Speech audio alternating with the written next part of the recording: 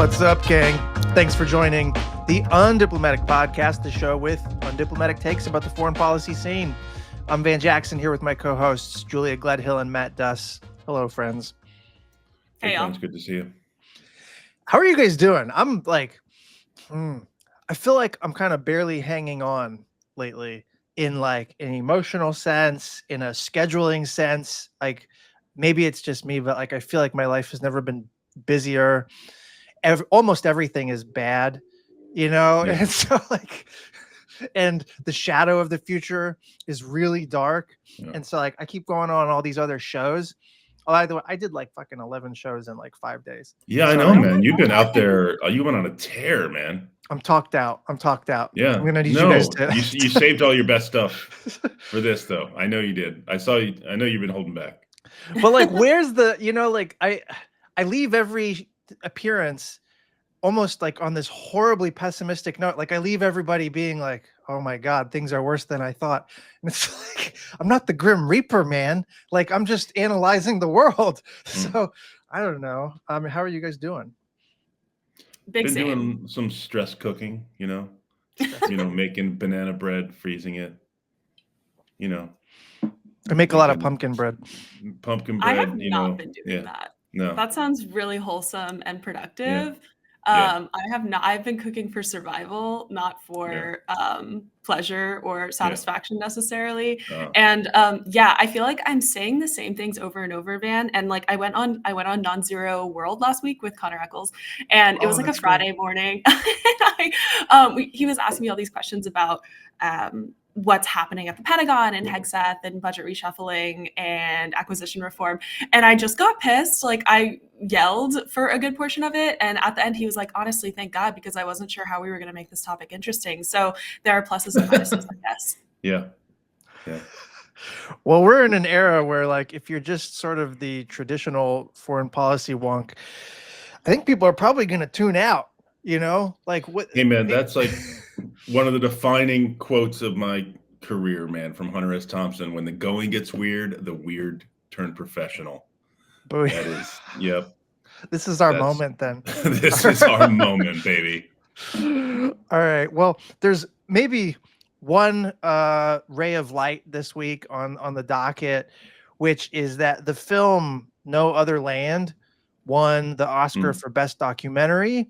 And because it's about Israeli displacement of Palestinians in the West Bank and the violence and oppression facing Palestinians, and it's a collab between an Israeli journalist and Palestinian crew, like it's a huge deal. And I have a little clip of their acceptance speech, which again, keep in mind, this is at the Oscars.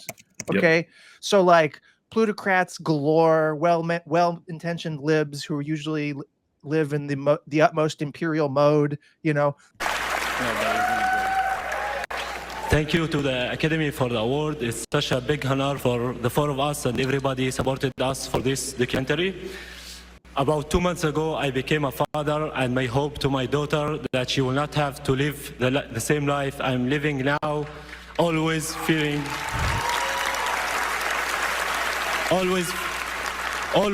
settlers' violence, home demolitions, and forest spill displacements that my community, Masafir Yatta, is living and facing every day under the Israeli occupation.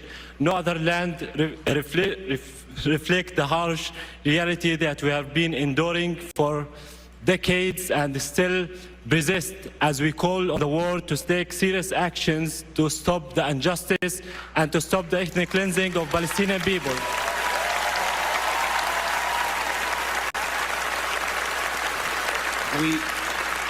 We made this film, Palestinians and Israelis, because together our voices are stronger. We see each other. The atrocious destruction of Gaza and its people, which must end. The Israeli hostages brutally taken in the crime of October 7th, which must be freed. When I look at Basel, I see my brother, but we are unequal. We live in a regime where I am free under civilian law, and Basel is under military laws that destroy his life and he cannot control. There is a different path, a political solution without ethnic supremacy, with national rights for both of our people. And I have to say, as I am here The foreign policy in this country is helping to block this path. And, you know, why? Can't you see that we are intertwined? That my people can be truly safe if Basel's people are truly free and safe. There is another way. It's not too late for life, for the living. Fucking great, man. Hell yes, man. So, I mean, thoughts? I know Yuval's work from 9/72. I've been aware of this documentary. I've been to the South Hebron Hills. He's the one who exposed the lavender, like the AI bombing the AI. program, right? That's right. Yeah. And so he's. I do not know Basel. I just know him through this work, but I'm well aware of what's going on in Masafer Yatta, which is what the documentary is about. But it's also, I mean, this is a documentary about this particular community, but it's a policy that is widespread in the occupied West Bank, which is where the Israeli military will declare a region a closed military zone for security purposes, and then lo and behold, very soon there are Israeli civilian settlers setting up campers and then homes, and all of a sudden it's a settlement.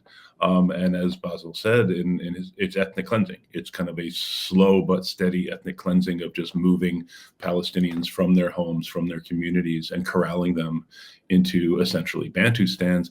But also just to see, Basil and Yuval speaking together as a Palestinian and Israeli. They both, I thought, spoke so beautifully and movingly, but it was not like a kumbaya kind of like we just have to come together and love each other. I think Yuval, especially, very clear. It's like, this is not we are not equals in this land, and I think that was really important. It was so important for on like one of the most watched entertainment broadcasts on U.S. television to be confronted with this reality that is aired far too little in American television. So yeah, absolutely. It was interesting to see the reactions from the celebrities behind them. Yeah. A couple were clapping and a couple were sort of stone-faced. One of the stone-faced ones was Selena Gomez, and I was like, is Selena not? Wait a minute, what? I was like Samuel L. Jackson, come on, man, why aren't you applauding? Right. It's, I mean, so I'm not like a Selena fan necessarily, but I was when I was a kid because I watched her show. But I was like, ooh, I don't know what her stance is on this. But yeah, I mean, totally. Like the 4 directors, this was their directorial debut, from what I understand, 2 Israelis, 2 Palestinians, obviously like filming over the course of several years, 2019 to 2023, on like what forced displacement looks like in the West Bank. Super powerful. And what struck me about it was his comments saying, there's a political solution here without ethnic supremacy, with national rights for both of our people.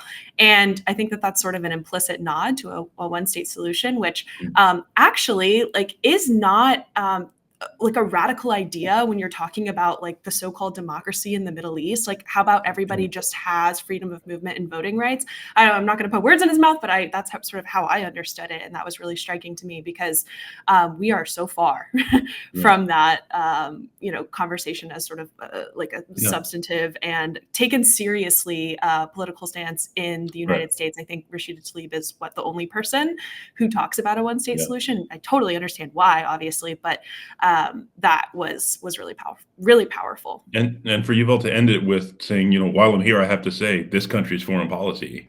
Yeah, throwing shade. Right, and which is absolutely right. Yep. Yeah.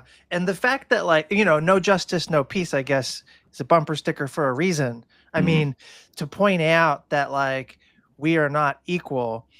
The Israelis will be secure when the Palestinians are secure, and vice versa. As long as inequality persists in that fundamental human way, no justice, no peace. You know what I mean? And so it's like, shit, this is shit for everybody. This was very unexpected though. The best stock win. I have friends now. It's funny to say this, but I have friends who work in the film industry, in Hollywood, in independent film especially, and they have been clinically depressed since COVID because the documentary market has mostly died. It surged for a little bit in the sort of Obama to Trump years because of Netflix, They Netflix binged for a while and was like just throwing money at docs to get made. Money is no object kind of thing. And so that gave like a boost or revitalization in a way temporarily. But now Netflix is not doing that really anymore. And so there's no like off ramp really in this market. And so if financial demand for a product stops existing, then the product stops existing. So they've been like, the indie film people I know have been like our industry is dead, like most industries is, but the reason that they got into film in the first place is like, it's supposed to be edgy. They're supposed to take risks. You're supposed to make people feel shit and be moved and to think differently about shit, and that's what no other land does. But those films don't find distribution. They don't get rewarded. They don't get and no other land has no American distributor. There is no way to watch it for Americans to see it. So this is the thing. Hollywood is still right now, even as this award is happening, is controlled by foreign money. It's all Saudi money, Chinese money, and Zionist money.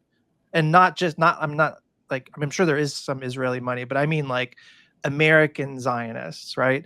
And that's what dominates Hollywood, and it suppresses the kind of content that can be produced. And so it's really hard to get Palestinian stories out, which makes this all the more remarkable. And so my indie friends that's how I found out about this happening, because I don't watch the fucking Oscars. Are you kidding me? But like they were popping off like, wait, what? You guys don't? Right. No, never. I've never watched the Oscars. This is not 1997. I mean, what? Like, but yeah, like they were juiced by this. They were revitalized by this. They were like, fuck yeah. Like they got some of their indie vibes back. It feels like, at least temporarily. The other thing that was wild about this, it's the last thing I'll say, is beyond the funding obstacle that documentary makers have to overcome, is in this case, from what I read about the film, Bassel was also subject to, raids of his home, stealing technology, stealing computers. Imagine you work on a project for 4 years, and someone just runs into your home and steals your work that you've been, working on in collaboration with these people for years. Making movies is hard enough. That added hurdle. It's like soldiers regularly breaking into your home and stealing your shit. Yes. Right. And it's like, you can't just upload all that stuff to the cloud. That's not right. Yeah. I mean, yes, there's a lot of, foreign money floating around. There's definitely, I think, an ideological, component to it in Hollywood. But I would also say part of it, what makes, and again, you had just a couple months ago, like this whole spate of Palestinian oriented Netflix films just gone. And again, I'm not sure the full story. It just, a lot of people commented on the fact that why are all these specifically Palestinian stories now like all of a sudden leaving Netflix at the same time? It's just also a sense of just pure profit, right? It's like, if you want to reach a wide audience, and if you think that your this particular film is going to create turbulence with a particular audience, then you're just going to be disinclined to support it. And there is obviously a pretty well organized faction in our politics and in our culture that kind of is always there to kind of attack anyone who tells a Palestinian story. You saw even the reactions to, the Oscar win. I'll bring up John Podhoretz, who I try to ignore because he's like American journalism. Not a friend of the pod. His most American journalism's most ridiculous Nepo baby. But like he was tweeting like, this is a great Oscars, I love it. And then they won. He was like, the Oscars love Hamas or some bullshit. It was like so ridiculous. It was the most like self-parodying heel turn. I'm like, now I hate the Oscars because it's pro Hamas. It's just it's so absurd, but it really does. That mentality is unfortunately, probably more widespread than you might think here among kind of sane, rational people.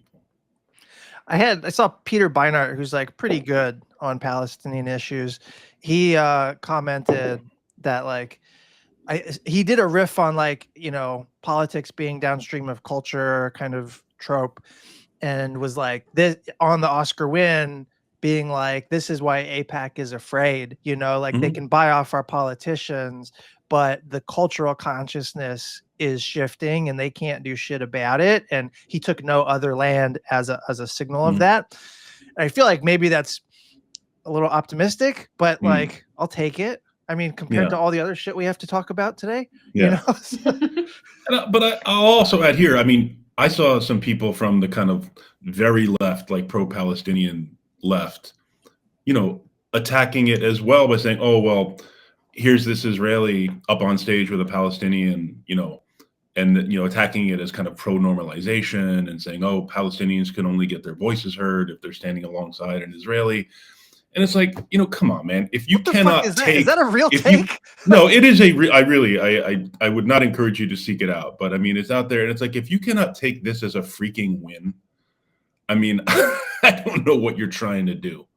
But yeah, that's out there too, and it is also regrettable. You've always got to enlarge the space. Like you're not going to win shit in this world. I mean, that's a point I made earlier. If you're just constantly attacking allies because you don't think they're perfect, your movement is not going to win. So I question your theory of change. Yeah, that's a good way to put it.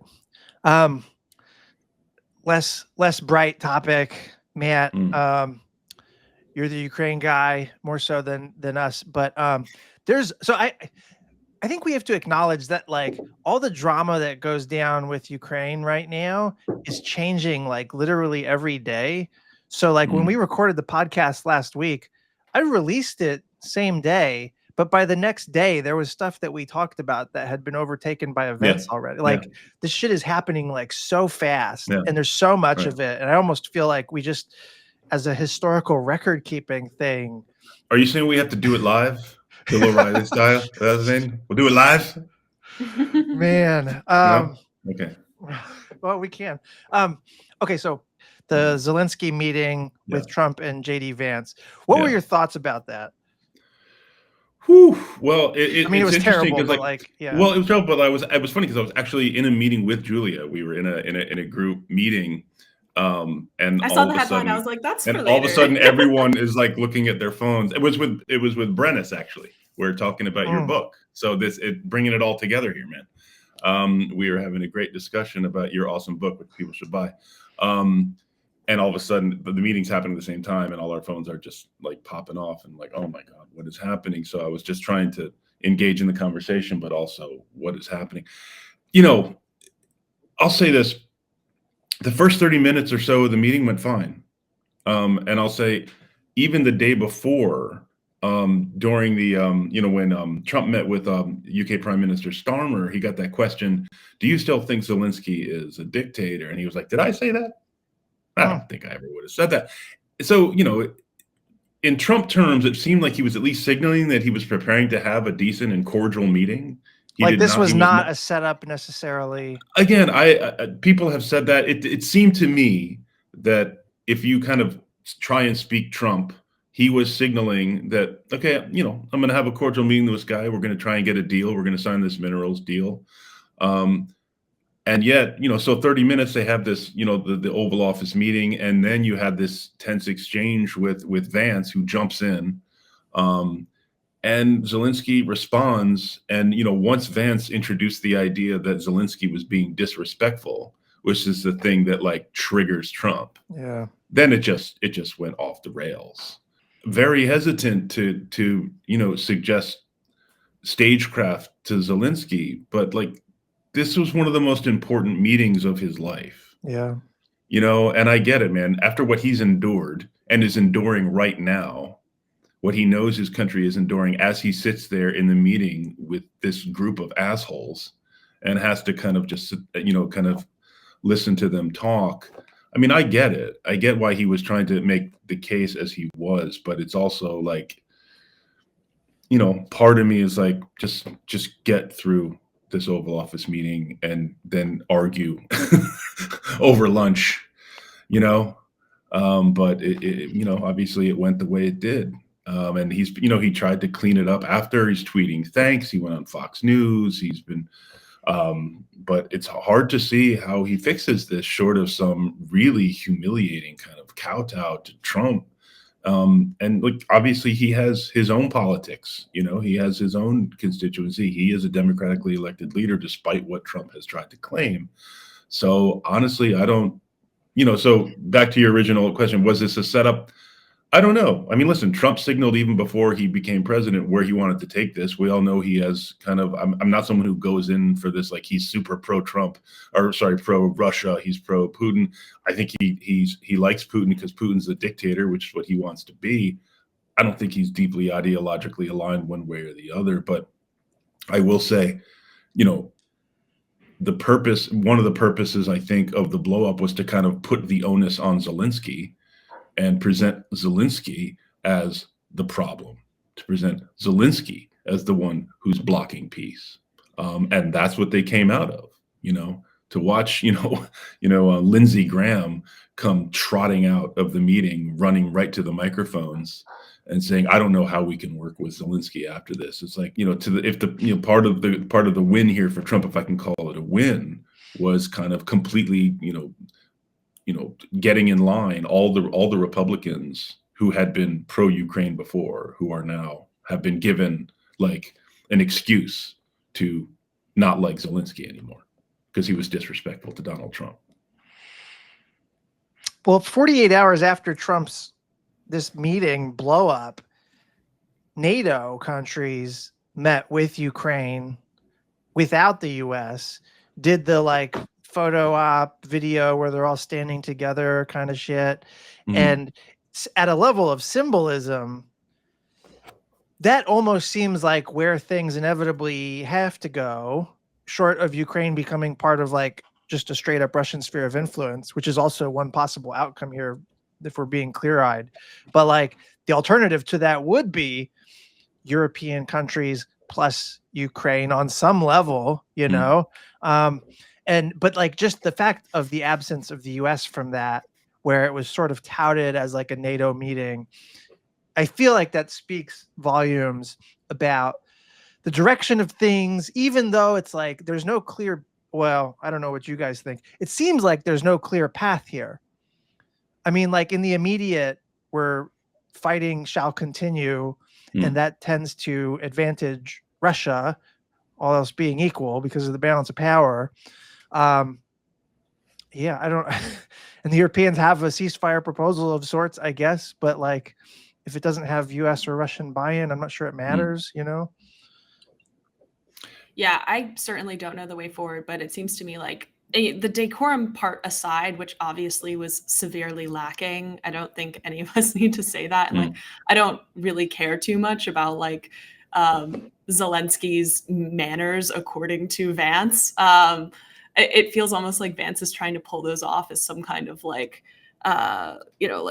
just Appalachian disposition. You need to say please and thank you. He's such an asshole. And it's just no, I definitely don't subscribe to that sentiment or anything. But I mean, ultimately the United States and Ukraine have very different interests.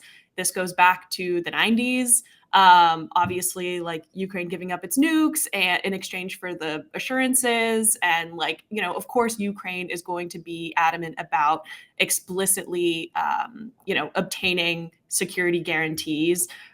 They've been on that path for a pretty long time, and they've been yanked around. The Bush administration kind of dangled it in front of them, and in 2008 in Bucharest, and I don't think that there's been a lot of clarity in the last administration. So it's frustrating. It's ultimately a difference in goals, and you can't reconcile that in front of the press or in private, really. So I mean, everyone's gonna walk away unhappy probably.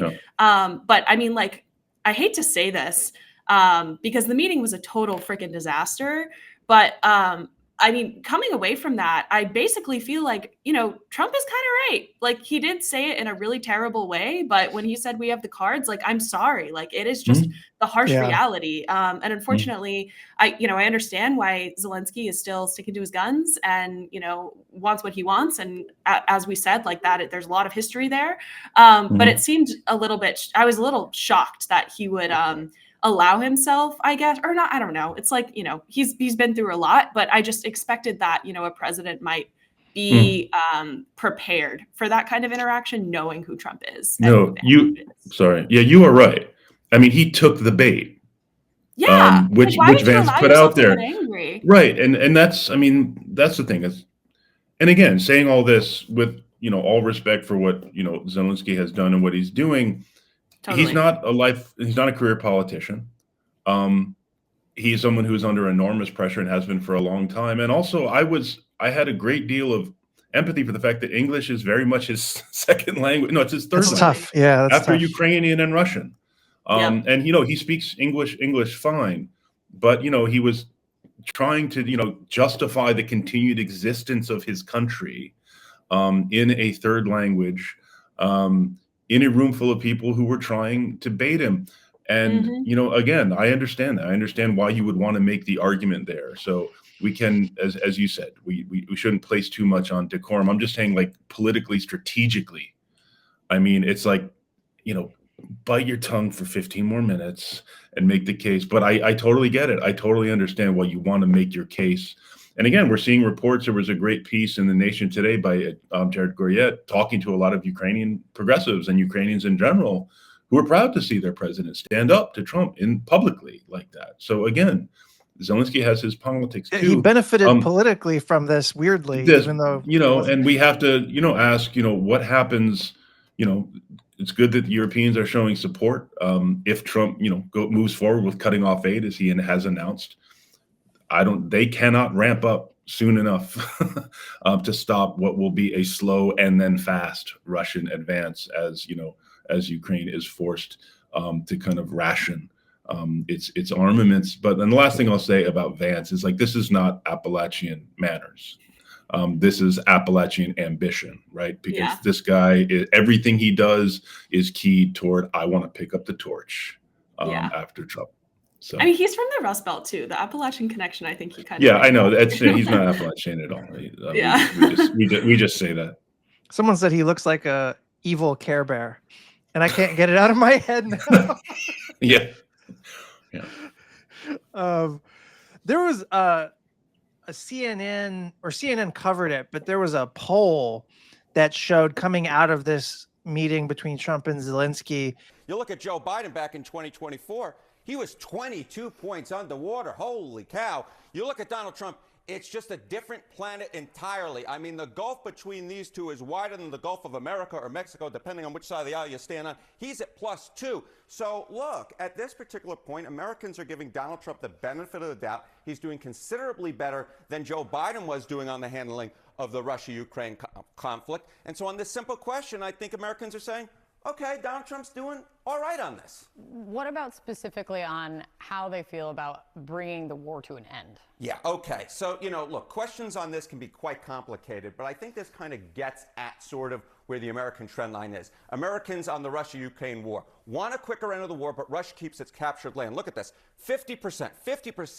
Bare majority coming in here. Support Ukraine's right to fight, even if it means a longer war. That's at 48. This is very, very close. But the trend line on this question is so important because that want a quick end of the war, look at this. You go back to August of 2022, it was at 31%. Now we're at 50%. I mean, that is a rocket ship upwards in terms of the Americans who want a quick end to the war, even if it means Russia keeps the captured Ukraine land. Americans are moving closer and closer to wanting a compromise, even if it means that Ukraine doesn't really get what it set out to want, at least at the beginning of this war. Trump's net approval rating on Russia-Ukraine is +2, in contrast with Biden's polling on Ukraine, which was -22. And the share of people who want a compromise in the war, as in like end this war now, including if it means compromise or territorial concession, is way up. I don't know what you guys think about that political snapshot, but like what that polling says to me is like, peace sells even when it's a fake imperialist peace. Like, I think it's just easy to sell peace, and I wish Democrats would fucking take some notes. But B, like, Ukraine was never the wedge issue in politics that like Democrats treated it as in 2024, and that was a bad judgment call, like so many others. And they took if anything, they took the wrong side of that, if that's what they were going to use as a wedge issue. But it's like, this gets back to like, we made a huge error in ever treating Ukraine as anything more than about Ukraine, you know, like amplifying the stakes so that it's about our goodness in the world or some shit. Like, I don't know, dude, you know? Yeah, 100%. The only thing that's clear is that whatever path forward has to have the 100% buy-in of Ukraine, even if they're not terribly happy about it, even if they're begrudgingly accepting a peace deal, which will, as we've said, like probably be the case. And you've said this, Matt, but like, I think at least a simple majority of the Ukrainian public is supportive of like peace now, even if it means giving up some level of territory, which is obviously terrible.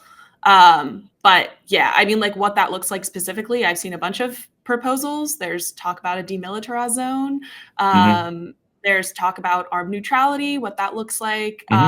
I have trouble kind of conceiving of that between like what active like military support for an ongoing war looks like compared to helping the United States or helping Ukraine build up its security capabilities. I imagine it's like more co-production, whatever that looks like, which is like pretty novel, actually. It's not actually something we've done like a whole lot of, you know, private to private joint ventures between US military manufacturers and manufacturers in Ukraine. But yeah, it remains to be seen.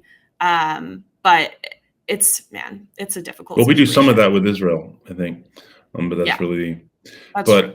You know, but you're right. In general, I mean, there's still a lot of questions of what that would look like. I mean, going back to your really good point, Van, about Democrats.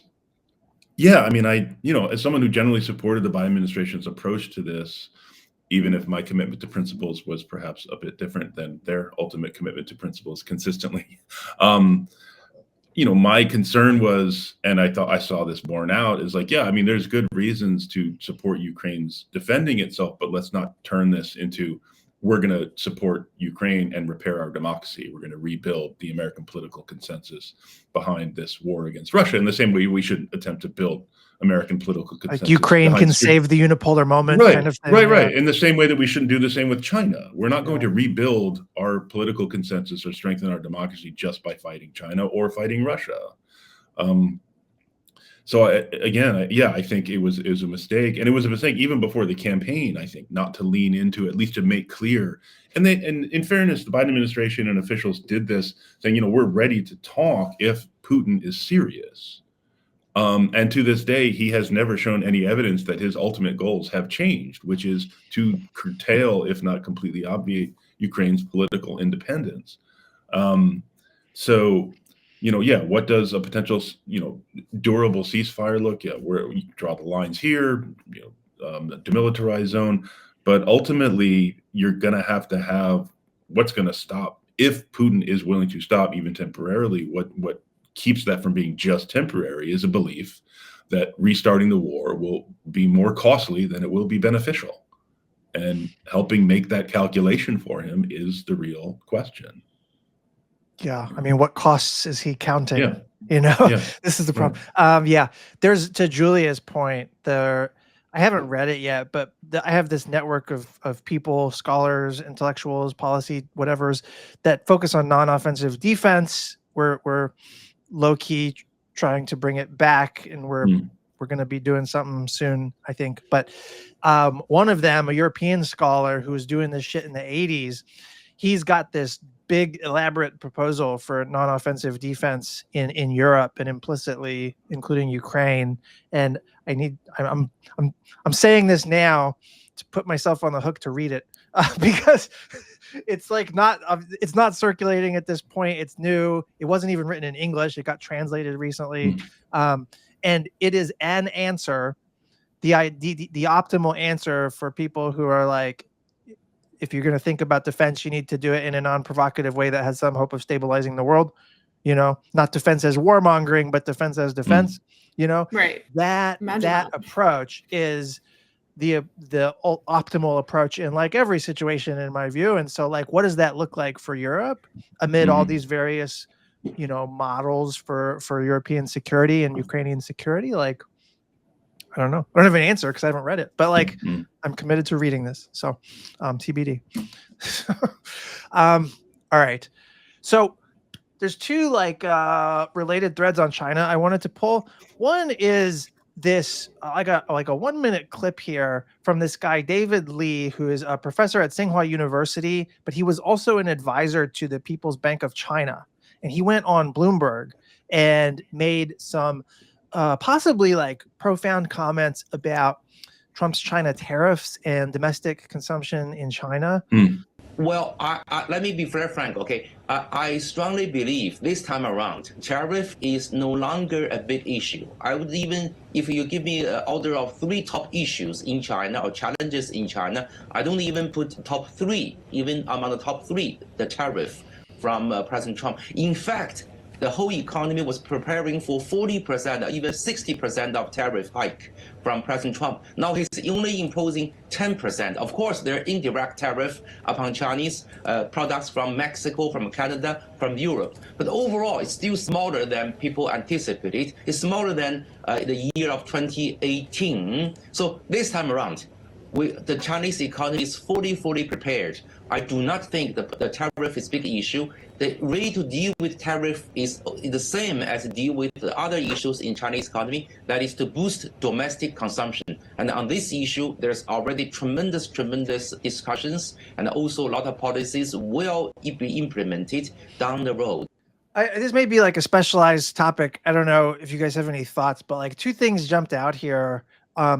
One, Sino-US rivalry has gotten so bad since the tariff wars of 2018 that for China, new tariffs feel like almost nothing at all, like if they're not doubling the cost of something. And so like they expected much worse. They priced in tariffs to their 5-year plans and shit, and then they have this narrative bias, which has existed for a while now, and it's getting stronger, that I think for them is a source of optimism. Like they see America in long-term decline, and they almost need to like wait us out in a weird way. I think everybody sees now that there's a way in which America is the sick man of the world right now. And the last people to get the memo on that are like the foreign policy nerds, because they have huge incentives to pretend like we're the big dogs or whatever. The second thing is like, at the end of his comment, he talked about domestic consumption. And as rivalry peril readers know, like to me, the root cause of our problems with China is Chinese worker insecurity. And one way of measuring that, not the only way, but one way, is domestic consumption in China. And so when Chinese workers can't buy the shit they make, that surplus production of the shit they make has to get pushed into foreign markets. And that has to be converted into foreign assistance, foreign investment, dumping of cheap goods for export, right? And so the classical sort of like origins of imperialism thesis by John Hobson in 1902, like there's a way in which it applies to China, or it at least flags risks of imperialism in China, right? Because you have to secure markets abroad for surplus production, because you don't want to redistribute the profits that you capture from domestic production. And this leads you to imperial behavior or whatever. So for China itself to be acknowledging that domestic consumption is a core problem is profound, because that's a root cause of insecurity. The problem is like, I don't see them doing anything about it. And that could change. Maybe they have some secret plan to end labor repression and like raise standards of living for workers. I haven't seen it, And so, I mean, I guess they're at least getting the analysis right in a way. And that's not nothing. That's more clear-eyed than we are. Yeah. The first thing that struck me about that clip, which does seem super significant because underconsumption has been such a huge issue in China for so long. And I've even seen people attribute that to like cultural aspects, like, They're Confucius thrifty. Here's like, they're thrifty, or like there's even like a linguistic argument. I studied, for context, I studied Mandarin for a long time, like 10 years. And people say, you know, in languages where you don't conjugate verbs, you don't divide the time spectrum into future, past, present, and actually like language speakers who don't conjugate verbs are actually more likely to save money. Anyway, there's like a whole argument there, which is really interesting. But I saw like 2 days ago. I'm going to stop doing that then. I know. Well, it's another one of the benefits of you know, speaking multiple languages, being a polyglot, I guess. But I saw an article earlier this week, and I just pulled it up on Marketplace, which I'm not super familiar with this platform, but it's a statistic that the top 10% of income earners in the United States are now accounting for nearly half of consumer spending. And so my question is like, okay, if China is taking seriously the question of the problem of underconsumption, are they just going to do what the United States does and let rich people sort of fill that consumption gap? I guess we'll see. This is why I stressed domestic consumption is only one way of measuring Chinese worker insecurity, because it's like, who's consuming? Yeah, I think if my fear is that like the Chinese technocrats who manage all these centralized systems, like if they interpret this as like a balance sheet problem in like the Michael Pettis way, where it's like this abstraction to be dealt with, and like that doesn't actually take into account the lived experiences of workers who are literally only allowed to unionize via the one union that reports to the CP. Like that's not going to actually solve any problems. It's going to like mask problems, you know? Right. And we do that. It's like, well, we're juicing our GDP. It's like, really? But well, we'll get to this in the next segment, but like things couldn't be worse for most people economically. You know? Yeah, this is the problem with the big macro indicators, whether it's consumption or economic growth or even unemployment. You know, it doesn't say anything about distribution. So you're actually just, you know, putting off addressing real economic issues. And I would argue, like, even with unemployment in the United States, like underemployment might be a bigger issue. The idea that people have to work 2-3 jobs and still can't afford to live, you know, and have like a good quality of life. I want to put a pin in that and come back to it in like 1 minute, because we got some stuff to talk about here with the state of our lives. But one thing to mention real quick on the other thing on China was semiconductors. So Trump made some big announcement that TSMC, right, the Taiwan semiconductor firm, they make most of the semiconductors in the world, that they're already had been building a factory, a fab lab or whatever in Arizona. It had faced various problems, but that investment had been happening. They were huge beneficiaries, TSMC, of the Chips and Science Act, right? A lot of that money just went to them.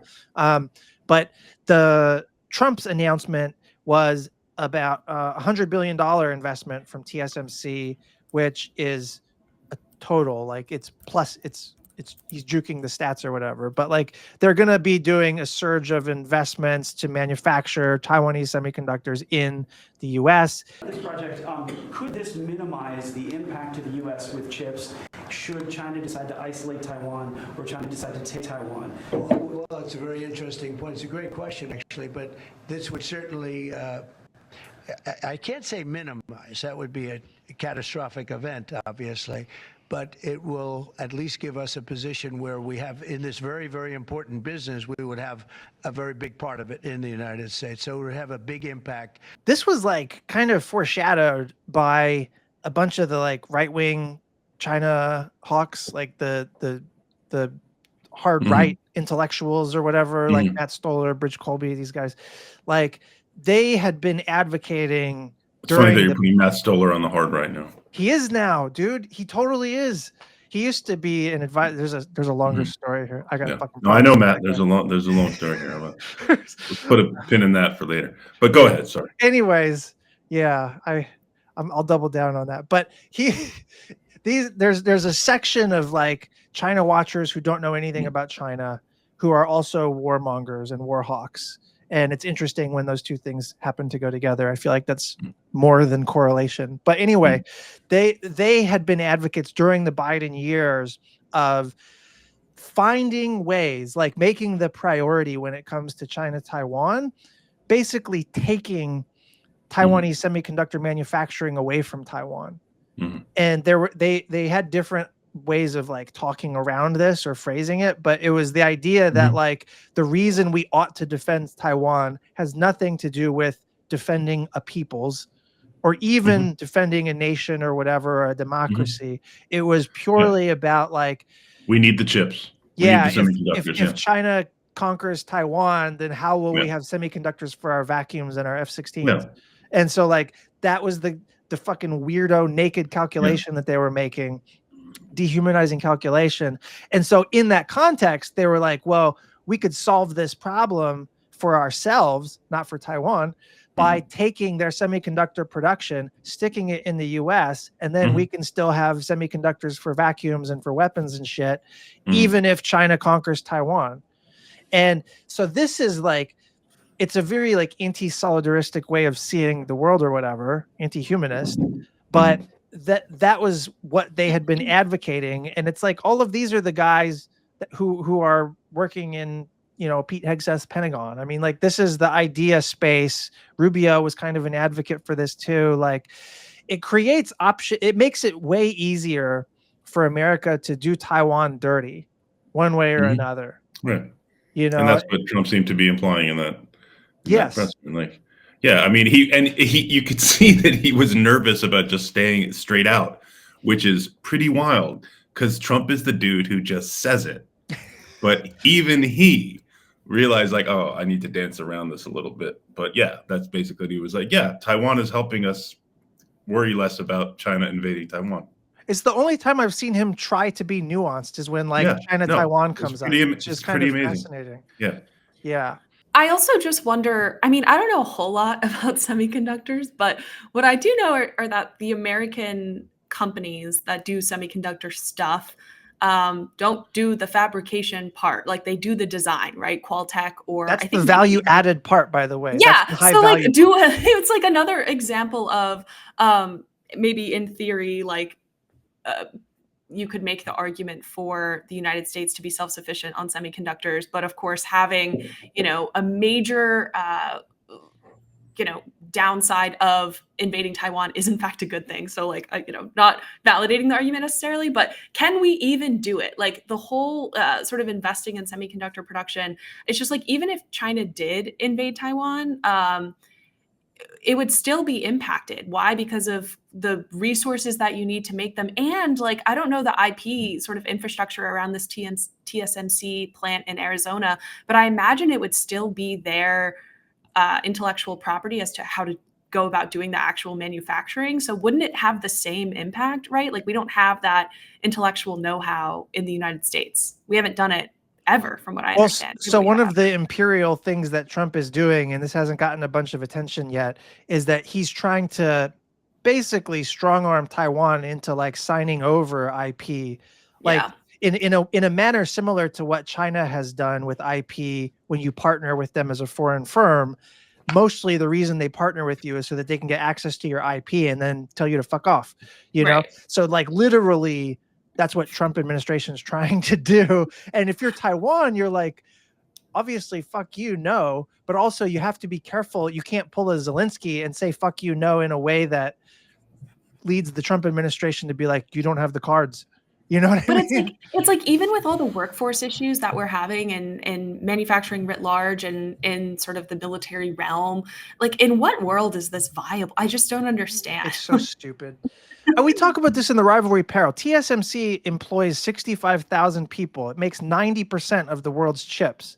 So it effectively has a monopoly on chip production, let's say, right? And if a global monopoly on this industry only produces 65,000 jobs total, what is their $100 billion investment going to do job-wise? This is an industry that is capital intensive. It doesn't create jobs. So pouring all that money into there is problematic, you know? Final segment. Okay. Brian Gladstone has this book. He's the author. It's called "There Is No Place for Us: Working and Homelessness in America." It's not out yet, I guess, but he has a New York Times piece that's like the preview accompaniment of it. And in the piece, he says, quote, "Today, there isn't a single state, city, or county in the United States where a full-time minimum wage worker can afford a median price 2-bedroom apartment. Since 1985, rent prices have exceeded income gains by 325%. Okay. The homelessness problem in America is the worst in the history of record keeping. And we talked about last week about how Gen Z and millennials, they can't afford to buy homes. The median age of home buyers is now 56 in America, right? And what this New York Times piece that this guy wrote points out is that it's becoming increasingly common for working class people who are employed to even struggle to find a place to live, you know? And like, I know professional class people who do GoFundMes when they have car troubles or medical bills. I know screenwriters and directors who are like on the film circuit or who work in writers' rooms. They're gainfully employed and they drive UberEats, you know? And if that's the professional class, what's the average worker to do, man? And this was the problem that Bidenomics was supposed to fucking address. And it big fat didn't. Because it was getting off on the China threat fetish and TSMC manufacturing, you know? Not a viable goal and to the detriment of literally most people. I would just stress that like we can't allow ourselves to be numb to the growing amounts of suffering around us. We can't allow ourselves to bracket off analytically the suffering around us from our vocation, from the system that we're a part of. You know, the gap between national productivity and worker pay has been growing since 1979. And it's bigger now than it's ever been. And that is evidence, that's data that the system of wealth hoarding is coming at your expense. Absolutely right. And it's not just ethically and morally we can't ignore it, although that is true. It is a source of national insecurity. It is a very central source of national insecurity. You drive Uber Eats because oligarchs exist. That's right. Know, because of American primacy, because of America has a permanent war economy. The other thing is it undercuts those of us in DC who are trying to affect positive change. It undercuts, you know, our ability to even pursue this kind of work, right? Like being able to pursue a think tank career is a huge privilege in so many different ways. Like I could say my parents supported me when I did unpaid internships in college. Like that's a big freaking deal. When people reach out to me, I tell them that because I can only speak to my own experience. So, you know, I have friends who are, you know, doing the nomadic working thing abroad. And it's like, we're going to push out the few good people who do try to pursue policy careers because it is so unattainable career-wise and also just logistically to live in this city. And what's the point? What is the game worth the candle if America's falling apart while we're trying to maintain preeminence abroad? Like that's a little too fresh, you know? And your rent goes up like 25% in a year. It's fucking crazy. All right. Well, this was a fun episode. Thanks, friends. Thanks, guys. All right. Thank you. I guess we got to talk about Gene Hackman next time, I guess. Oh, yeah. R.I.P. That's weird shit. All right. How dare you say that as we're signing off? I'm sorry. It's just a teaser for next episode. All right. Later.